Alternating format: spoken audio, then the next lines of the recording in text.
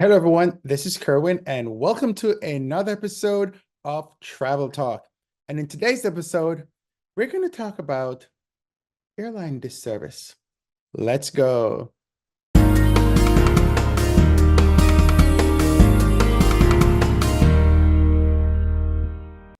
So I thought I'd put a friendly background today because this is not a fun episode.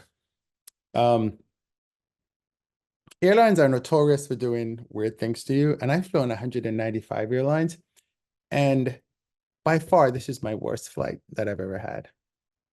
And I've done thousands of flights, I'm sure, since 1980, I've been flying. Um, this one's particularly weird.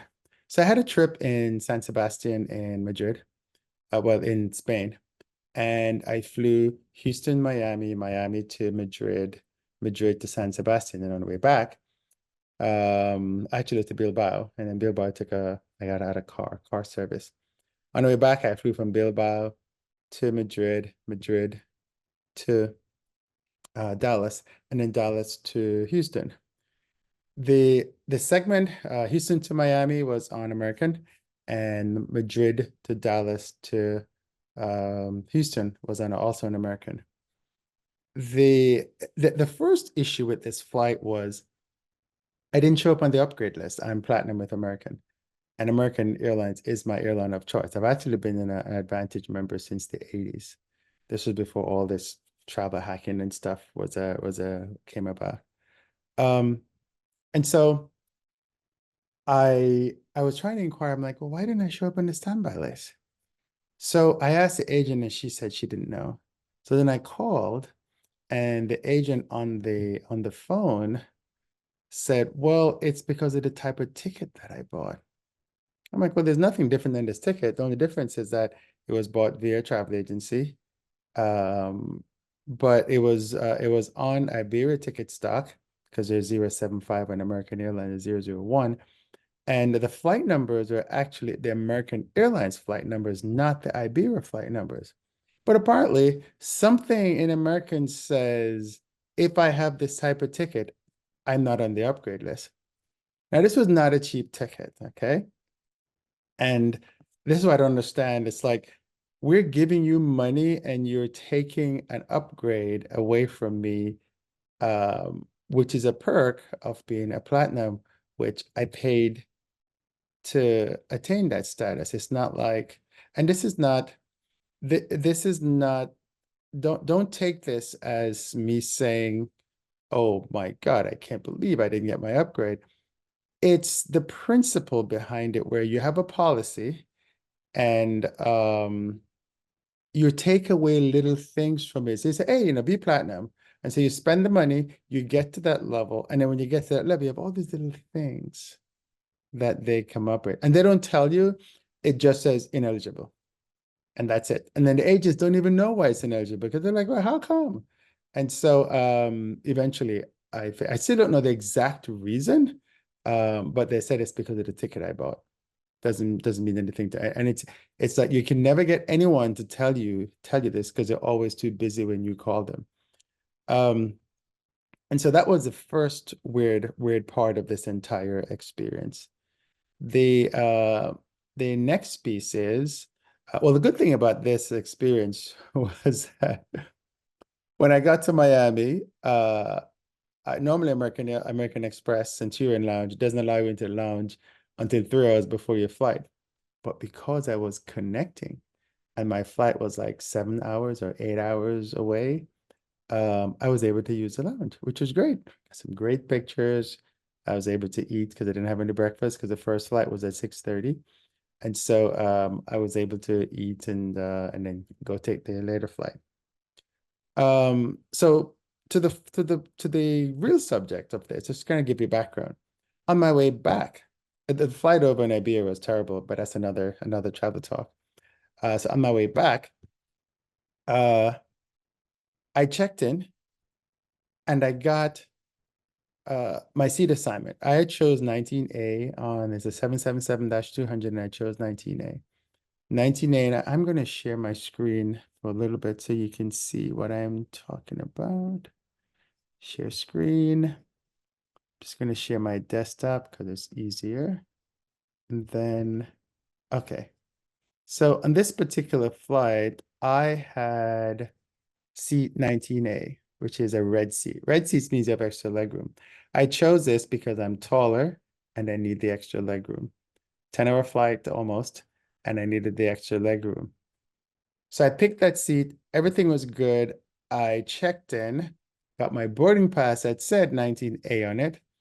And it showed online. It showed when I had Iberia printed it for me in, so that's the other thing. Although Iberia and American are partners, you can't like pick seats on the Iberia flight without going to the Iberia website. So make sure that whenever you book these tickets on codeshare partners, get the confirmation number for the codeshare, download their app, and then you can manage your reservation through there, i.e. pick your seats. If you need a special meal, if you need wheelchair and stuff like that. Because apparently when you do it in the American side, it doesn't go. It's even so annoying that I put my passport information in the American Airlines app. When I went to check in on it wouldn't let me check in on the American Airlines app because the first flight was not an American. I had to go over to Iberia to check in. And when I went to check in Iberia, it kept telling me that it doesn't have any information that I just entered on the American Airlines app was not in the Iberia app. So I have to do it again. So the whole code share thing is really annoying. So anyway, I got 19A. I got to the airport, still 19A, flew on a 1 hour and something flight to Madrid, got off the plane, went into the lounge, which was really cool because you can use the Iberia lounge as an American Airlines Platinum because you're Sapphire One World. And as Sapphire One World, you can use the lounge. This is one of the benefits why you be loyal and why I'm being loyal. Get to the lounge, worked with another friend with me, and you're allowed a guest. I brought a friend of mine in. Now I look at my boarding pass, I refreshed it, and it said 21A. Okay, okay. Why? So I figured they switched the equipment. So they switched the equipment from a 777-200 to a 777-300, which looks like this. So now there is no 19A on the 200. So what the algorithm does that they have is says, okay, let me try to give you a similar seat. Well, there are no similar seats in the area except this bulkhead row. And so I got this one, which is a 21A. I knew it didn't have any extra leg room. But when the agent said was like, well, you'll be fine. So I'm like, okay. So I get on. I can't sit there. My knee is like in the corner of the seat. There's no way I could have sat there for 10 hours. I even tried putting my foot in the corner between the side of the plane and the seat. It's not big enough. My foot couldn't fit there. So I was talking to the lady next to me, who, by the way, was separated from their husband, and they already had assigned seats just like I did, and they were separated from her husband, and he was put in 21L. Now, couldn't the algorithm have been smarter to put her and her husband together in 21A and 21B and then put me in 21L? Because the guy in 21K was traveling by himself. But anyway, so I went and I spoke to the agent, and then they're walking by, and he said, oh, the purser is busy, so he can't speak to him. So I said, well, I'll wait. So then he goes, I can close this. Let me stop sharing. I don't think, yeah, I can stop sharing. So then he left and went and came back and go, well, there's an empty seat, which I guess I shouldn't have stopped sharing. There was in that bulkhead row, one of the seats was empty. It's a middle seat. So he's like, well, you can sit there. I go, well, I don't like bulkhead rows. And here's the thing with bulkhead rows, why I didn't pick it in the first place. One, you're sitting in a box, and it's a very tight box.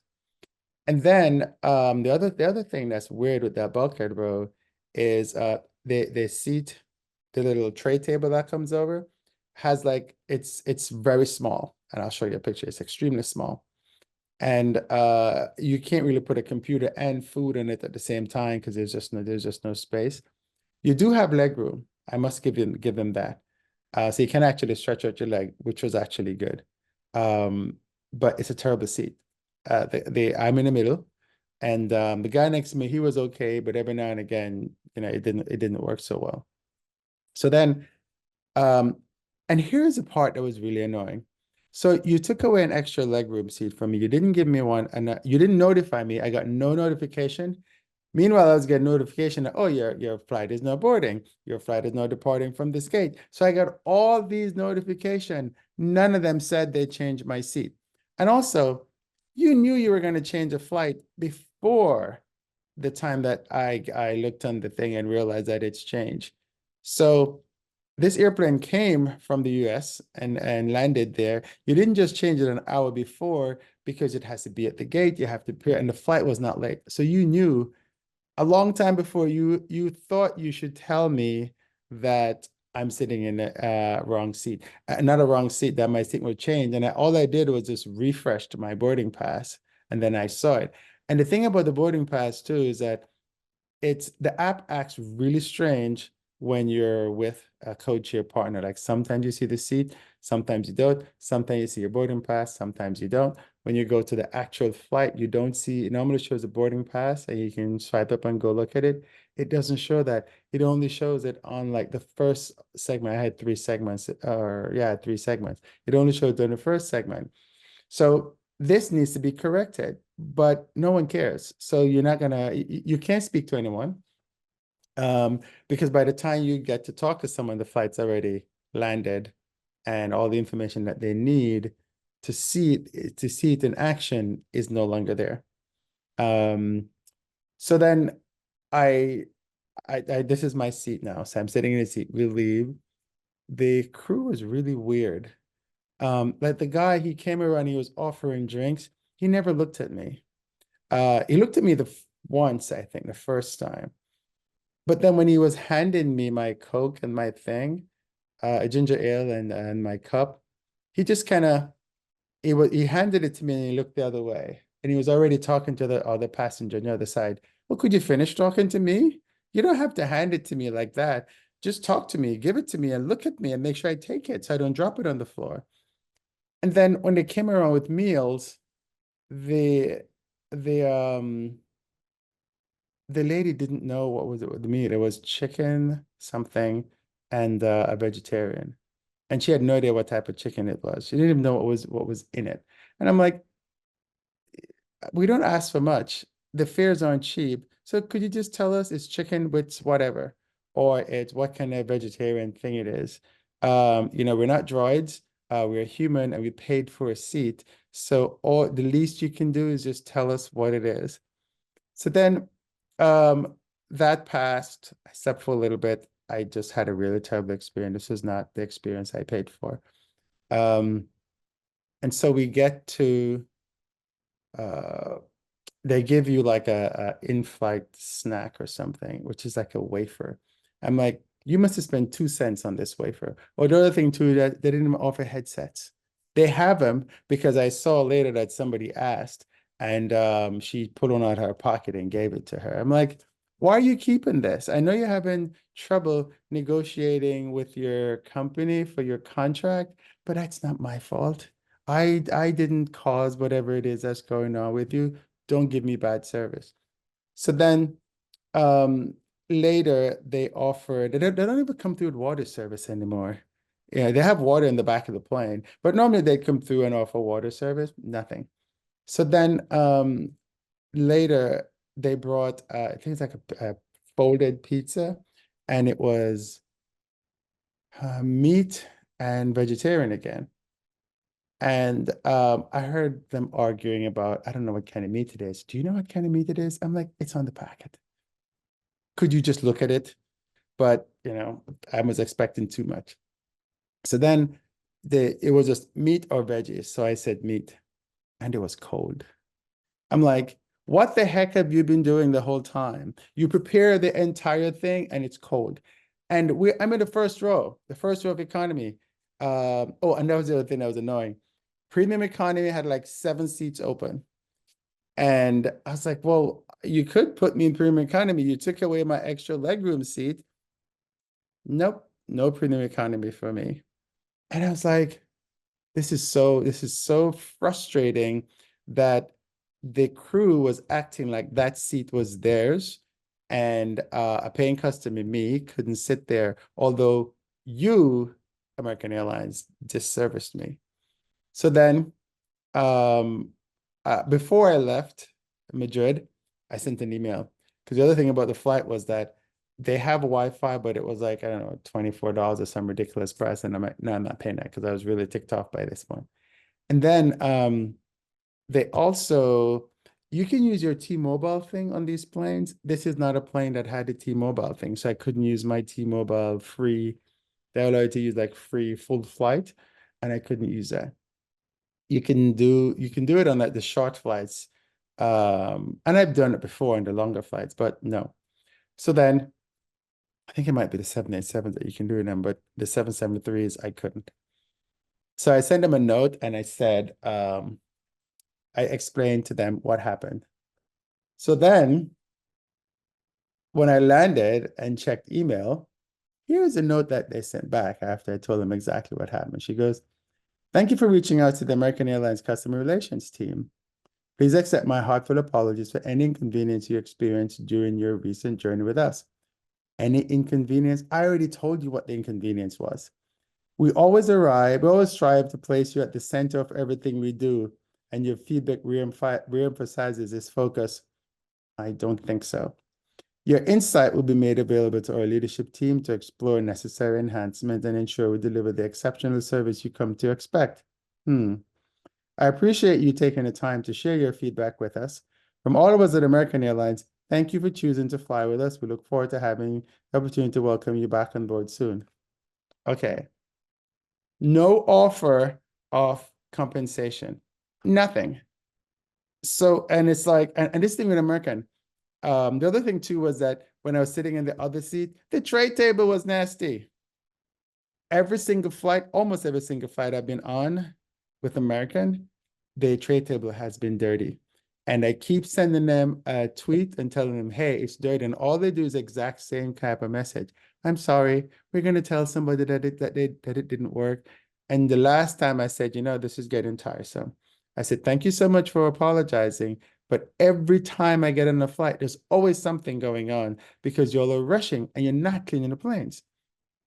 And it's the same type of thing here. You just give me this empty-winded, "I'm sorry." Really? I was discomfort for 10 hours. I paid you a full price for this ticket. It wasn't a discounted ticket. You changed my seat, which your contract of carriage says you can do, but you didn't compensate me. You didn't put me in an equal seat that I should get. I had to ask the flight attendants to be moved. And then you had a better seat and you didn't offer it to me. And your crew was not exceptional. I've flown with you many times before, and your crew was much, much better. And even the crew that was serving the other side of the flight was much better because the guy knew what type of chicken it was and what type of veggie it was. So the ones on my side didn't take the time to do that. It didn't even look at people. It's not my fault that you're tired. I don't want you to be tired, because if something is happening to me, it's your job to keep me safe. But anyway, I'm just really annoyed. And I don't get annoyed. My friends will tell you, I do not get annoyed. When I get annoyed, it takes a lot. 195 airlines and many, many flights. And finally, I've flown the flight. That's terrible. What have you found in your flights? This is a rant. Yes, I know, but I get to rant every now and again. So what have you found in your flights, and what do you think? Do you think I'm being weird? Do you think I'm being overly dramatic? I don't get overly dramatic. This is as animated as you've ever seen me on all these videos that I've been making. But anyway, let me know what you think. This is Kerwin with TravelTalk. Have a great flight and talk to you soon. And I hope your flight is better than mine.